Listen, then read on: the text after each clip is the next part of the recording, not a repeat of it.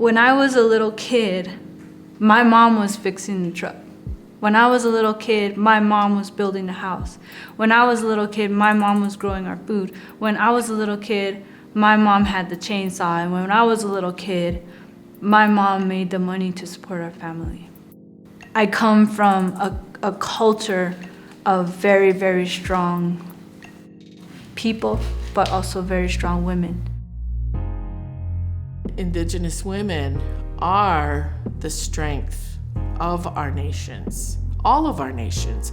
All women are the strength of all nations in the world. When I look back at them, they are the most creative, incredible women that just survived the harshest of times, and they survived it through their hands. Natives were always innovative. They evolved. So I think that whenever something was introduced that made life more easy, they did it. Throughout the suppression of Native cultures, art was one tool allowed Native people.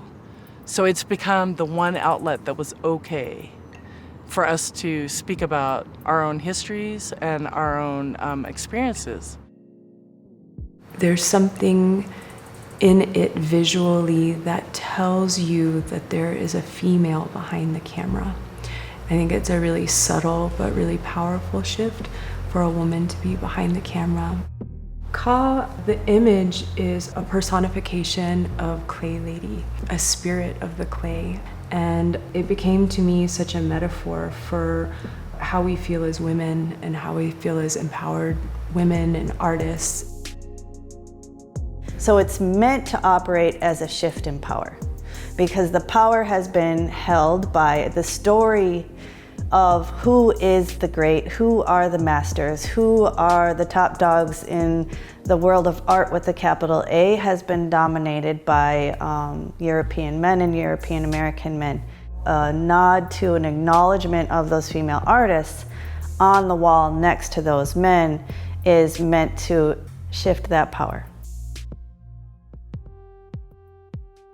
When I do a contemporary piece, I like to twist the title and throw in a Howard Haida, because I want them to know that it came from a Haida woman. And so with this one that I had in mind was Haida, because, you know, the cartoons coming out, you know, Pocahontas or Pocahontas or whatever her name was everywhere. Instead of having the fur, I did it with cedar clothing, and I put faux fur there. So the joke was, you know, she's a commercialized Haida woman.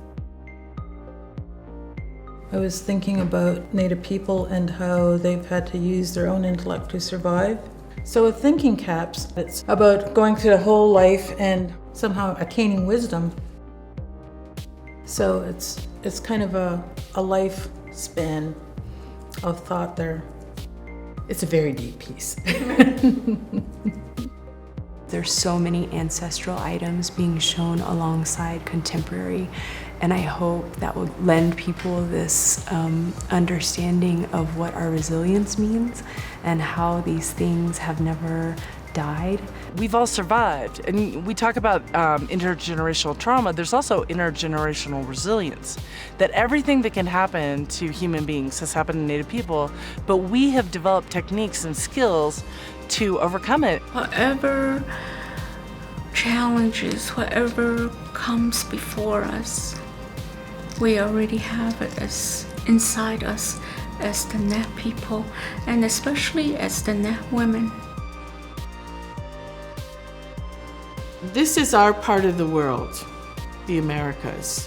We're not going anywhere. We want the Americas, we want this place to be here for our future generations.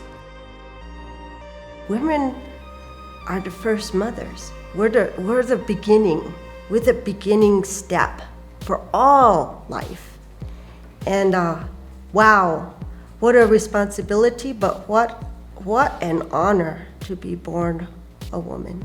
Rose has shown, you know, without a doubt that you can do anything you put your mind to. So there is nothing to stop you.